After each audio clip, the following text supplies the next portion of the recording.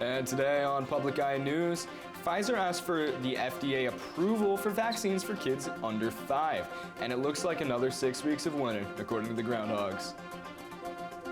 Later, Susanna will have your weather update, and I will have your sports update. Hi, I'm Michael Cudahy. And I'm Andrew Louie.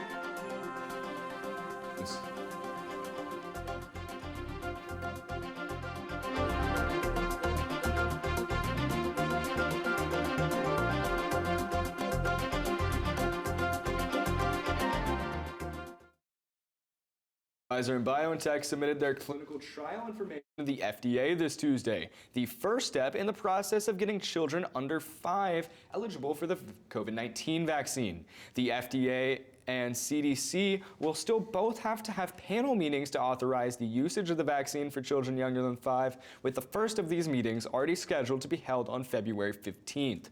Pfizer is the closest to having shots authorized for the age group, although Moderna have begun conducting clinical trials. And Detroit drivers with electric cars could be able to charge their vehicle by simply driving on a road as soon as 2023. Back in 2021, Governor Gretchen Whitmer announced a plan to build an electric car charging road in the Michigan Central District of Detroit. The road would be built by Israeli company Electrion, who has contracts to build similar roadways in Israel, Germany, Italy, and Sweden. Electrion CEO Oren Ezer has said that the contract agreement with the Michigan Department of Transportation will be an opportunity to expand the company's presence in the United States. And a Traverse City man has been charged with animal abuse and neglect after 164 dogs were found in and around his home. Raymond Fiegels, a 72-year-old East Bay Township resident, was taken into custody after officials discovered the dogs during a court-sanctioned cleanup that was issued due to an earlier blight case. Fiegels pled not guilty at his arraignment and will face trial later this month. A set of bills received a hearing yesterday that would expand protections for victims of crimes. One of the changes would make physically threatening a state public health official a serious misdemeanor. Representative Graham Filler wants these changes because he thinks that there are laws that do not adequately protect victims, and he wants the laws to match up. Some representatives have raised questions on how the new bills will affect the expungement process. The new bills will also allow for blurred faces during witness testimony. Filler thinks that since so many court proceedings have moved online due to the pandemic, it's reasonable to make these changes. And in 2019, more than 10,000 incidents of human trafficking were reported in the United States, and more than 350 here in Michigan. Our very own Leah Perkis has more. Last month, Michigan's Governor Gretchen Whitmer spoke upon human trafficking within the state. She said in a press release that the form of labor trafficking and sex trafficking is a pervasive and exploitative crime occurring in communities across the state and is a serious threat to the public health and safety of its residents.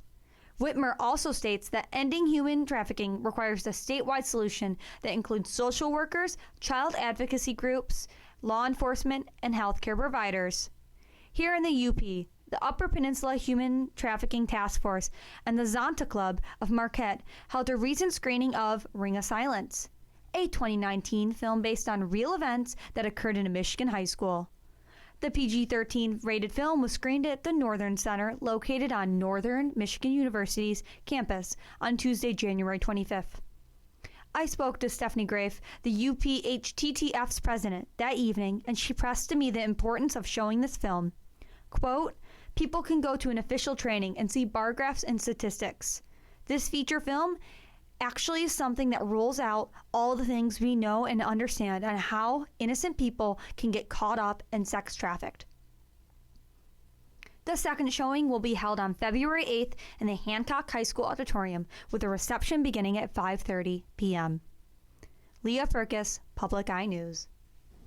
And after this break, we'll be back with your national and international news. Stay tuned. My name is Brandon Bargo. My brother Greg and I have been climbing mountains all over the world for years. Our obsession is high pointing. And this week, we visit the high point of Colorado, Mount Elbert. We visit the Centennial State in winter with our local guest, legendary endurance athlete and ultra marathoner, Marshall Ulrich. Join us on our next High Point adventure. Thursday night at 5. Welcome back. A campus police officer and a campus safety officer were killed in a shooting at Bridgewater College in Virginia yesterday afternoon. The officers were reportedly responding to calls of a suspicious male individual, and after a brief interaction, the shooter opened fire, wounding both officers. The suspect fled and was apprehended off campus later after wading across North River onto an island trying to elude authorities. The campus officers, John Painter and J.J. Jefferson, both succumbed to their injuries. The two were reportedly very close friends and known across campus as the dynamic duo. The suspect, Alexander Wyatt Campbell, will be held without bond until his trial. And Native American tribes across the United States have reached a settlement with pharmaceutical company Johnson & Johnson over an opioid lawsuit. Johnson & Johnson, as well as the country's three largest drug distribution companies, AmerisourceBergen, Cardinal Health, and McKesson, will pay out a settlement of $590 million to all federally recognized American tribes who participate due to a lawsuit over the company's involvement in the opioid epidemic. More than 500 tribes across the country have filed lawsuits over opioids, and all 574 federally recognized tribes can choose whether or not to participate, but must apply the money from the settlements to opioid-related treatments. Opioids such as OxyContin, fentanyl, and Vicodin, made both legally and illegally, have led to over 500,000 deaths in the United States since 2000. And a huge winter storm has been bearing down on much of the United States. Nearly 100 million Americans are under winter weather alert right now, stretched across more than 2,000 miles. The storm is making for dangerous road conditions in states all the way from Colorado to Illinois, and hundreds of flights have already been canceled across the country. In Illinois, the National Guard has been activated to help with the storm. Janet Shamlian is in Chicago. This morning, a major winter storm is barreling across the country, delivering a dangerous combination of ice, snow, and bitterly cold temperatures. Icy roads in Denver, traffic grinding to a halt after this FedEx truck jackknifed and crashed along a busy highway. And this accident here in Illinois, near Peoria, where heavy snow and gusting winds sent this car off the road and into a ditch. The driver's okay. An Arctic plunge. Temperatures expected below freezing in many parts of the country tonight, including Texas. Almost a year after a catastrophic freeze buckled the state's power grid in one of the worst blackouts in U.S. history. The state's governor, Greg Abbott, appearing to backtrack on a previous statement of no interruptions in power this time. No one can guarantee that there won't be a, quote, load shed event. But what we will work and strive to achieve, and what we're prepared to achieve, is that the power is going to stay on. And the impact on travel already. More than 1,500 flights canceled today, and more likely to come in places like Dallas and St. Louis. Janet Shamlian, CBS News, Chicago. And the FBI is recommending that athletes traveling to the Beijing Olympics bring a burner phone instead of their personal. The warning is not just for the Olympics that start in a few days, but also for the Paralympics starting in March. The FBI fears cyber attacks against athletes that could result in malware or stolen data. Not only is it recommended because of the Chinese surveillance system, but also because of the amount of eyes the Olympics gather. Back in these past Olympics, the Japan Olympics were targeted by 450 million unsuccessful cyber attacks. Those in attendance and competing need to use the My 2022 app to track their health during and before the Olympics, but the FBI says that it poses a security risk for those at the Games.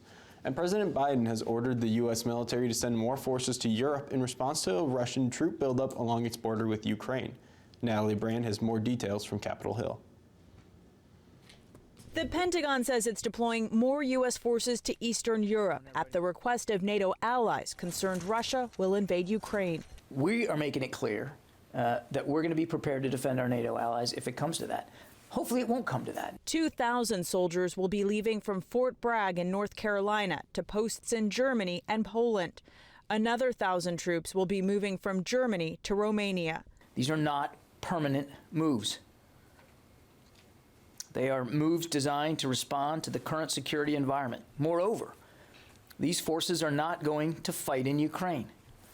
They are going to ensure the robust defense of our NATO allies. Today, the Russian Ministry of Defense released this video showing its army conducting joint military exercises with Belarus near the border. Mr. Putin continues to add forces, combined arms, offensive capabilities even over just the last 24 hours.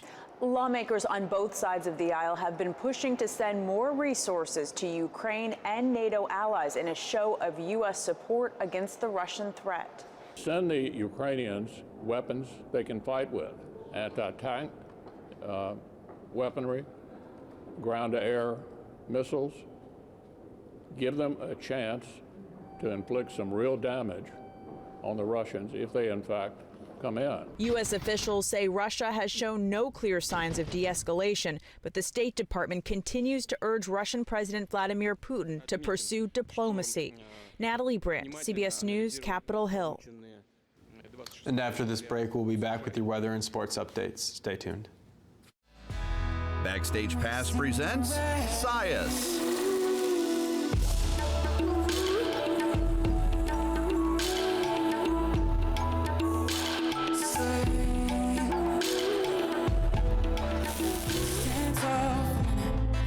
That early light you see, I think you're seeming slow. Saturday night at midnight on WNMU TV. Welcome back. My name is Susanna and I have your weather. Let's take a look at our beautiful academic mall behind us. The skies are cloudy with still a bit of snow on the ground. Let's get into current conditions. Currently, it is cloudy, a temperature of 14 degrees, winds out of the northwest at 14 miles an hour with a pressure of 30.42 and rising. Overnight tonight, it will be cloudy with a low of 1 and winds out of the northwest at 12 miles an hour. Tomorrow, again, it will be mostly cloudy with a high of 9 and winds out of the north-northwest at 12 miles an hour. Across all of the UP, sorry folks, it's cold and cloudy. In Sault Ste. Marie and Escanaba, full cloud cover. Sault Ste. Marie at 18, or Manistique at 17. In Escanaba and Menominee, it is 17 and 16 respectfully. Let's take a look at the other side. In Iron Mountain, it is 12 degrees and partly cloudy. Ironwood, partly cloudy and 3 degrees. Way up in Houghton, it is 11 degrees and cloudy. And in beautiful Marquette, it is cloudy and 14 degrees. Let's take a look at our current conditions. Friday, it is a high of 14 degrees and cloudy with a low of 3. Saturday, high of 19 with snow shower chances and a low of 16. Sunday, it is 19 degrees and snowy with a low of 7 degrees. Now throwing it back to Michael in sports. Great day to be a Michigan Tech hockey fan last night as they absolutely dominated Northern. Tech lobbed shot after shot at goalie Charlie Glockner, who only gave up 1 goal on 16 shots in the first period due to a complete defensive breakdown that allowed Tommy Peratino to score his first goal on an easy tap-in. And then on the power play, on the power play, Michigan Tech scored again, Peratino getting his second goal of the game on a Tech rush. Mikey Colella then later in the period forced a turnover in the second, which Ben Newhouse used as an outlet pass for A.J. Vanderbeck to score a breakaway goal for the only Northern goal of the night.